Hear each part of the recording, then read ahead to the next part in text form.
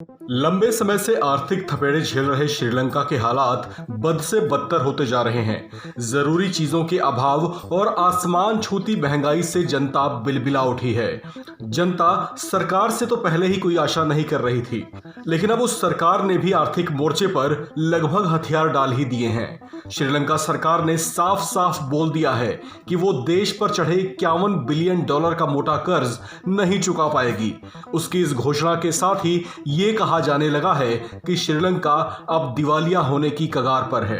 श्रीलंका की बदहाली के बीच प्रधानमंत्री महिंदा राजपक्षे ने राष्ट्र के नाम संबोधन दिया है, जिसमें उन्होंने कोरोना महामारी के दौरान किए गए लॉकडाउन से देश की अर्थव्यवस्था पर गहरा असर पड़ने की बात कही है।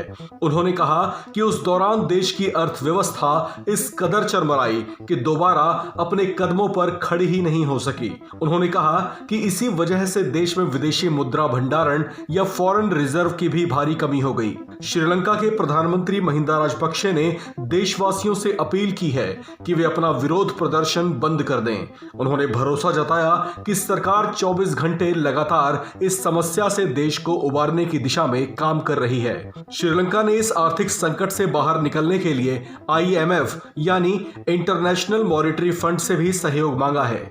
उसे IMF से बेल आउट पैकेज मिलने की उम्मीद है। इस बीच श्रीलंका के वित्त मंत्रालय की ओर से एक बयान जारी हुआ है, जिसमें उन्होंने कर्जदाता देशों से कहा है कि वे मंगलवार से कर्ज की राशि पर कोई भी ब्याज लगा सकते हैं या फिर श्रीलंकाई रुपए में अपना कर्ज वापस ले सकते हैं। गौरतलब है कि श्रीलंका पर $51 बिलियन का कर्ज है। आपको बता दें कि श्रीलंका पर यह कर्ज पिछले साल $5100 करोड़ का था, लेकिन इसी एक साल के दौरान उस पर $1600 करोड़ का कर्ज और चढ़ गया, जिससे वो अब और भी ज्यादा दबाव महसूस कर रहा है।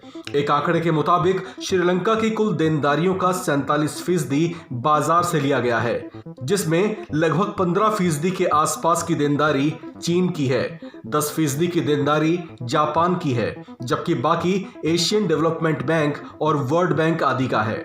चीन और जापान ने श्रीलंका को अरबों डॉलर का कर्ज दिया हुआ है। ऐसे में उन्हें इन हालात के बीच इस कर्ज के जल्द भुगतान के आसार नजर नहीं आ रहे हैं। इतने मोटे कर्ज के बावजूद श्रीलंका को अभी और आर्थिक सहयोग की जरूरत है। उसे ये फौरी राहत तुरंत चाहिए ताकि वो अपनी परेशान होती जनता को फौरी तौर से कुछ राहत पहुंचा पाए। इस खबर में फिलहाल इतना ही। बाकी खबरों के लिए बने रहिए वन इंडिया हिंदी के साथ।